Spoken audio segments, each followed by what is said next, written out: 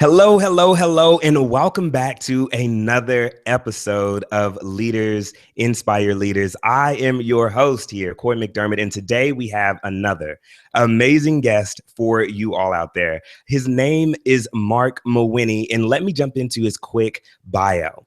So Marc is on a mission to help coaches build stronger businesses. A lifetime entrepreneur, he achieves this with his daily podcast, Natural Born Coaches, and his programs for coaches, including the 12-week Accelerate for Clients program. So, Marc, I've given the leaders out there a quick snapshot, but in the next few minutes, in its purest form, how would you describe yourself and what you do? Well, thanks for having me on the show, Coy. It's kind of cool because, of course, I've gotten to know you well, what you're doing, so I love what you're doing. You covered everything in the bio, so we're all done. We don't have to keep going. Show's over, right? Yeah. I work with coaches, so I always laugh for lack of a better term, coach who coaches coaches. But that's my niche, and that came about after some time coaching when I realized there were different types of clients I had, and I was having a lot of fun with the coaches I was working with, and I wasn't having as much fun. Nothing against Mike, the plumber, or Joe, who owns the gym, but I was just having more fun with the coaches I was dealing with. And you know what it's like in business. You want to be having fun. You do a lot better when you're having fun. So that's it. I jumped out there, started the podcast because I couldn't see any other shows that were really doing that were geared specifically for coaches. And coaching's a tricky business. It's like any business is. I don't think there's any easy business out there, but coaching's got its own set of challenges in there that's exclusive to coaching. So that's what I'm all about, is helping coaches. Coaches, I'm a huge fan of coaching, but I'm also of coaches because I think they do a lot of good in the world, and I don't want to see them fail. Excuse me. Yeah. Here's live TV here. I love it. Okay. So question for you then, Marc. So I think about the title Natural Born Coaches, and was it a natural gravitation to start your coaching business, or really what inspired you to start your business? Yeah, I think I was coaching for a number of years without knowing I was coaching, and I hear that a lot from people. So my background's in real estate, and I started in real estate at 21, right out of university, and spent a whole decade building up my real estate business. And I was always coaching team members I was bringing on, and agents and employees, but I would have never considered myself a coach, because back then when you heard coach, you thought of sports, right? Or something else. Yeah.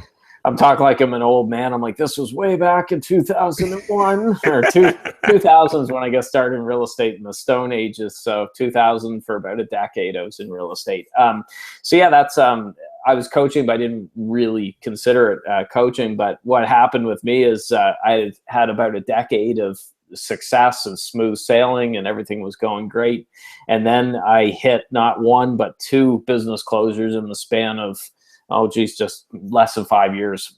Starting with 2009, I had a business closure with 100 employees where the bleep hit the fan, and was very messy. And then just in case the lessons didn't get into my thick skull there, I went through it again in 2012, and that's when I got into coaching after that, because I was helped by a coach who helped me. So I have that personal connection with coaching because of that. So essentially it was going through and realizing that you were coaching other individuals, and then having a transformative moment with a coach that helped you to realize that was something that you not only enjoyed, but wanted to do. Yeah, because I always kind of went as a lone wolf. I thought, hey, I'm an entrepreneur. I'm going to handle it all myself, and I don't need any help, right? And I think a lot of entrepreneurs are like that. And I was helped so much when I finally had let my guard down and got help from others who were including coaches and mentors. And then I thought, wow, I should have been doing this a long time ago, or maybe I wouldn't have gone through business closure and all that. But you learn, right? That's what life's for, teaches you. But that's why I'm such a huge fan of coaching, is I've seen what it's done in my life. And then now I have that opportunity in the last 3 years to help people the same way that I was helped as well. Yeah. So as soon as you say that, I immediately begin to think of, if you want to go fast, go alone. If you want to go far, go together. Because I am a proponent as well of finding other individuals that you can collaborate with, because it is so much easier on the journey if you can share the load. Yeah. Because just as you said, there's no easy business out there. No. If there was an easy business, there'd be a whole lot more entrepreneurs. There's more people getting into it. But if there's anything that was a license to print money, everyone would be an entrepreneur. Exactly. So what is the first step for an individual to become a coach? Well, the first thing for becoming a coach, I would say, is it's an awesome business to get into because you can work from home. This is here my casual attire. I've been coaching today, so you're not wearing a suit, unlike the old days, and you've got a flexible schedule and you can make good money with it. So a lot of people gravitate to coaching because of those reasons, but there has to be something more to it than just wanting to start a business where you can make good money and work in your slippers or your pajama pants. So you obviously have to have that skill to help people. And so the first step is to make sure that you recognize that coaching is a business, that you've got to be an entrepreneur as well. And so I've come across people that would make amazing coaches, but unfortunately they aren't able to get people through the door to actually coach them. And then they can't keep their shingle hung up because they can't stay in business. So I think that it's first step is you have to recognize that it's a business. You're not doing it for charity. Like a lot of coaches feel like they coach for free because they want to help everyone. But if you're not getting any money back, you can't stay in business. So coaching is a business. I say the words coaching business a lot, those two words together, just to stress the point that, hey, it is a business and it's serious. So the first step is getting your head wrapped around that. Hey, do I want to be an entrepreneur? Because if you don't want to be an entrepreneur, don't be a coach. There we go. Unless you get hired inside a company, there's coaches that work inside internal coaches, and that can, of course, work. But if you're out on your own, you're going to be spending, it's not what most people think. Most people think you're going to spend 80% of your time coaching and 20% on kind of just, sales, marketing, doing a little paperwork cleanup. You know what it's like. You're spending 20% of your time coaching, if that, and 80% of your time finding clients and doing the other stuff. So when it comes to finding clients, I know this is something that, of course, you are really great at because you coach coaches. So when it comes to finding clients, what's one or two tips that you can share with the leaders out there who are thinking about possibly starting a coaching business to help them get off on the right foot? Well, you've got to get out there. You can't be afraid of blowing your own horn. So I hate to say this, you're going to lose half of your listeners, but Donald Trump, whether you love him or hate him, he's not afraid of blowing his own horn. Now, I'm not saying you want to exactly be like Donald Trump, but I see a lot of coaches who kind of hold back because they feel this sort of fraud complex, like who am I to help other people? And I'm not perfect, and they're afraid of that. And nobody's perfect. You can still help somebody. It makes you a better coach in a lot of cases if you've stumbled and fall. I know I'm a better coach. I can empathize a lot more with people going through the challenges that I worked my way through. Me too. So I think that's the first step, is just getting out there. And you've got to be a lot of times a shameless self-promoter because no one else is going to be singing your praises, or at least not enough to do it. So when I first started coaching, I held back a little bit, and I thought, well, if I do a good job, word of mouth will spread and I won't have to get out there. And you've seen my social media and stuff. We're connected. I put myself out there a lot, and you're going to probably get a little bit of heat, but at the end of the day, you're going to get more people who you can help that way. So you have to get past fear of criticism, haters, and stuff that happens here in 2016 on the internet. It's so easy to get criticized, right? It's so easy to get criticized. And I feel like the proliferation of social media has made it even easier for individuals to just sit back and either chat on their phone or get on their computer and just stalk you and be like an internet troll, so to speak, and kind of talk down to you and tell you, things like, oh, well, who do you think you are? And why do you keep doing this? But it's really just about ignoring those individuals, because in all actuality, if they have the time to do that, they're probably on the sidelines, because only the spectators have time to troll around the internet and bully people, not individuals who are actually out there doing it. I get the odd piece of fan mail sent to me, and there's one in particular I remember a few months back. came from a coach in South Africa because I Googled his email address. I was going to send a hitman to get him. No, just kidding. Just kidding. That's a joke.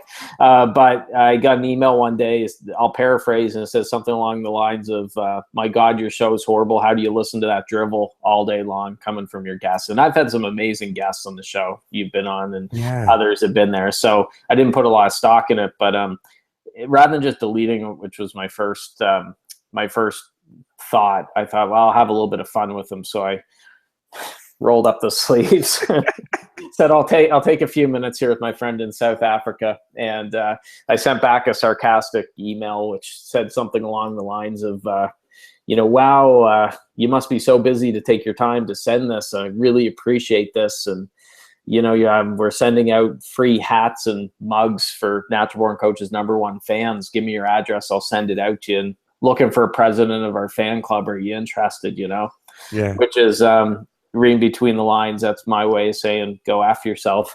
But but some people, I'm just amazed that this isn't the troll that's sitting in, well, maybe he is sitting in his parents' basement and playing video games all day, but he's an actual, when I Googled it, this is a coach, someone who should know better than to spew out negative garbage on the internet. And he's sending an email to a stranger like that. So I thought, he probably doesn't have any clients, but if he has any clients, I really don't think they're being served with someone like that. I mean, he probably needed your services, right? That might have been his cry for help, Marc. Well, and some coaches would say, hurt people. Hurt people do hurt people. Love, mother them with love. And I'm like, I'm too busy. I've got 10 appointments today, but I'm going to take 2 minutes to answer this, back. But so you have to get used to that. That's life in 2016. It's a little different than back in the 70s. If you're in business, some people were always talking smack about entrepreneurs, but it was being done around their supper table that no one else could hear. Maybe it was at the bar or the ball game or whatever. Now it takes them 2 seconds to go on their smartphone and fire off something to coy. I'm just totally amazed with the whole troll, hater culture, critics. It's a fascinating underbelly, and I don't want to spend the time trying to psychoanalyze these people. They're spending their time the wrong way. You do want to help them because you think, man, you do it the right way. You put energy and you can build something, but there's no sense. There's other people to help. Don't lose any sleep or any time on them. Yeah. Exactly. Feed the individuals who are actually hungry. It doesn't make sense to waste food on people who don't want what you're cooking anyway. So, no, exactly. Gosh, I'm trying to think about when this really became a fad or really something to do. But you wrote a great blog. I shouldn't even say you wrote. You recorded a great blog post about free stuff, because I feel like we're really in a time right now where everyone wants to give things for free. Free. And you even said it as well with coaching, to say coaching business. So individuals know and understand that, hey, this is how I make a living and this is how I keep the lights on. And to keep the lights on takes money. So I'm not going to be out here doing a whole lot of coaching for free. Like it's not going to happen. So with that, why do you feel that free stuff doesn't work that well? Well, free's bad not only for the coach, because I kind of like to eat. I like to have a roof over my head, and it's cool to have a car. But so you like to eat? Yeah, go figure. I'm about 160 pounds, so I don't eat a whole lot, but I do tend to like to eat every day. But so it's important for the coach, obviously, but it's also in the client's best interest to pay, because they're going to treat it more importantly, and if they have skin in the game. So Russell Brunson tells a story in his book .com Secrets, where he was on his college wrestling team, and he got a knock on the dorm room door late one Friday night, and it was his coach. And his coach said, "I've got something for you," and had a VHS tape. So this was obviously a long time ago. And before he handed it to Russell, he said, "Give me your wallet." So Russell's like, "Oh, okay," not wanting to say no to the coach, hands him the wallet. Coach takes whatever cash is in there, puts it in his pocket, hands him the wallet back with the VHS tape. And he said, "There, now that you've paid for it, I know you're going to watch it." And Russell ended up consuming that tape, watching it a number of times and learning from it. What had happened if the coach had just kind of thrown the tape to him and said, "Here you go, check it out"? Maybe he wouldn't have done it. And it's the same way in our world. Is we're seeing free all over. A perfect example, Brendan Bouchard Brendan Burchard's done awesome in our world. He's touched a lot of lives. He's awesome. Yeah. Last year I signed up, I think it was last year, for an email challenge that he was doing, like 1 week of something where it's going to come every day, and it was free. So I signed up for it, and then I just never did anything with it because I was busy with all the other stuff. And that's nothing against Brendan Burchard, because he's awesome. But it's just because it was free. Now, let's say if I had paid, I don't know, say $100 or $200 or something for this, then I sure as heck would have been treating it much more serious rather than having it sit there collect virtual dust. So I'm in that video you're referring to that I shot, I'm a member of Doberman Dam's Marketing Camelot, the big copywriter. He's awesome. He's been on my show. Huge. Yeah, yeah. And it's like $98 Canadian a month, or sorry, American a month, which is like $1 million Canadian. The way our dollar is going. Kevin O'Leary calls our dollar the dollarette, so that gives you an idea. So it's a lot of, it's $140 Canadian a month. Every month when I get that hard copy newsletter, I'm just devouring it with a highlighter, my pen, I'm making notes, I'm attending the webinars, just doing all the things because I'm paying a couple bucks a day for it. So there's that value associated with it. You got to do the same thing as a coach. It's good to have some things free to introduce people to you, but don't give away everything for free because they're probably not going to do it. You got to keep some stuff behind the paywall, so to speak. Yeah, yeah. I mean, this is something that I speak to a lot of my clients about, even friends and family members. And it's a simple phrase. If you want more, you have to become more. So many people just want more and they think it's just going to happen. Yeah. You have to become more if you want more. And one of the steps that is generally missed when it comes to the recipe to success or for success, it's simply this: invest in yourself.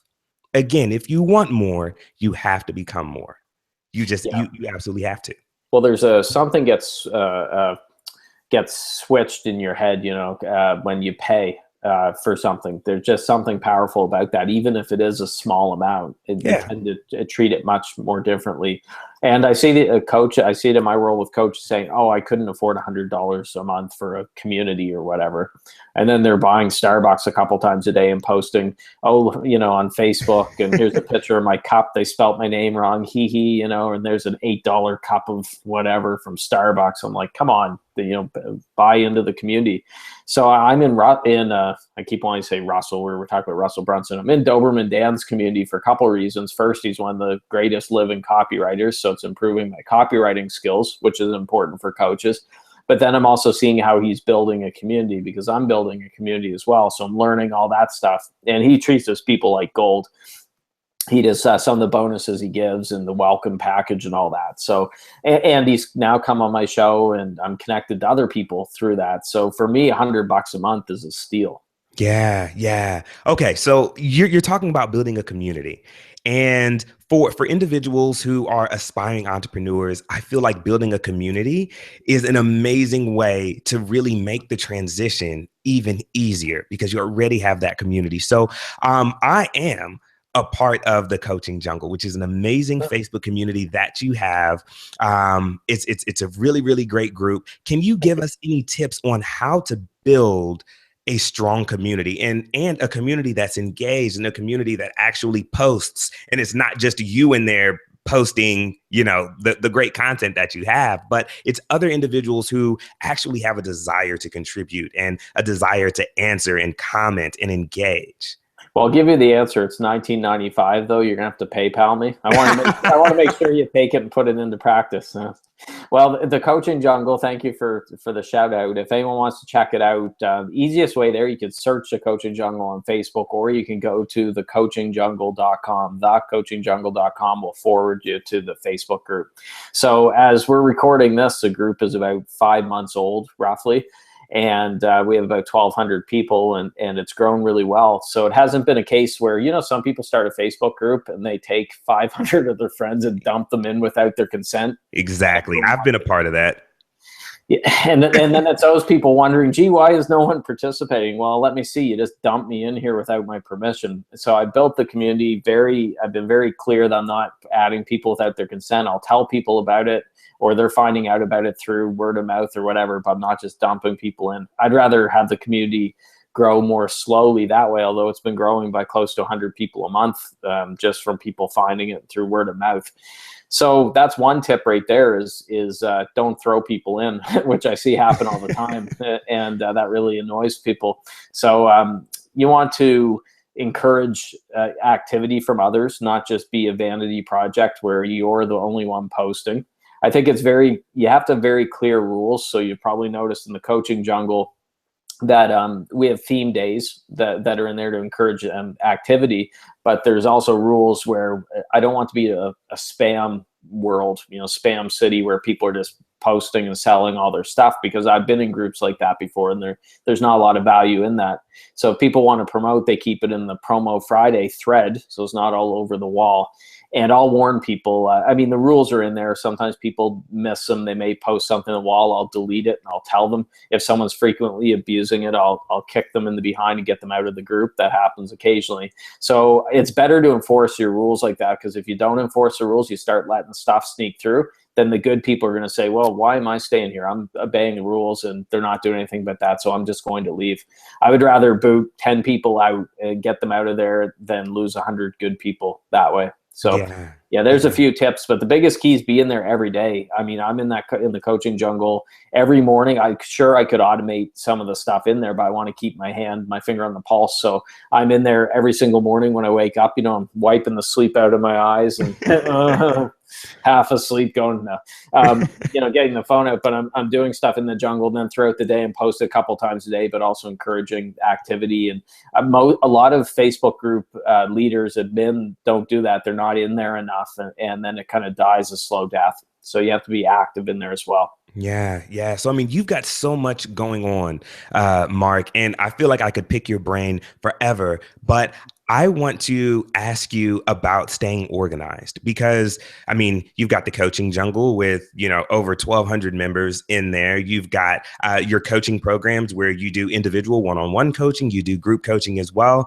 And you, of course, have the telesummits that you're a part of, and you've got the podcast that you're doing. How do you stay so organized? Can you give us any, hacks, if you will, right? Because I feel like that's another kind of buzzword that's happening right now. Can you give us some organizational hacks to be better organized and get more stuff done? Well, the truth is, I'm not an organized guy. I won't pan my computer screen around the room. You'd be frightened if you saw, some of the stuff here. I am consistent though.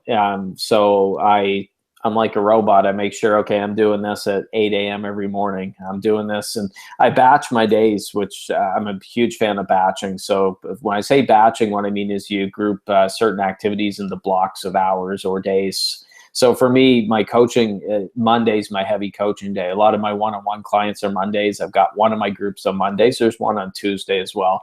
But for the most part, Monday is just all coaching. And then Tuesday's recording podcast interviews. And then I've got, Wednesday mornings playing catch up for what I didn't get done Monday and Tuesday because of those other things. And then Wednesday later in the day, I've got my little guy into Wednesday evening. So I try not to book too many in way of appointments there.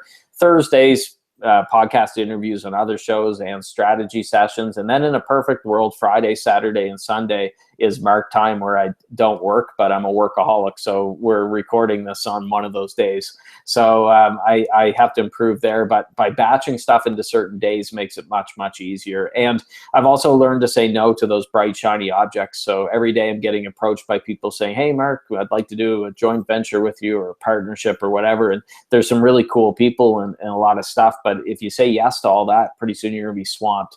So Jim Collins has a quote, which I love. He said, if you have more than 3 priorities, you don't have any, which is true. So you have to be real clear on what your priorities are and just swat those BSOs, bright, shiny objects away. So be very clear. Schedule your day, batch your day. That is a tip from a guy who is super, super busy. So Marc, I know that I could talk to you, like I said before, all day long. We already pre-show had a conversation. Now, especially with you growing out the hair, we said that we would bring you back, with the man bun that you might be rocking a little bit later on into the year. And with that, I would like to give you an opportunity to speak about what you are currently passionate about and how the leaders could get in contact with you. Wow. I'm passionate about a lot of stuff. So I will say quickly, this is maybe best to save for another show, but I'm going through a lot of changes with my business and with the podcast because I have someone helping me that looked at my business from the 40,000, foot view up above. And he can see them. I've been working 80 to 100 hours a week, just go, go, go. So we're changing some things, revamping the website, which is cool. It's a couple years old. It needs revamping. Changing some stuff with the podcast, going from daily to twice a week, which there's that hesitation at first. I said, oh, no, I can't do that. Now I can see the logic.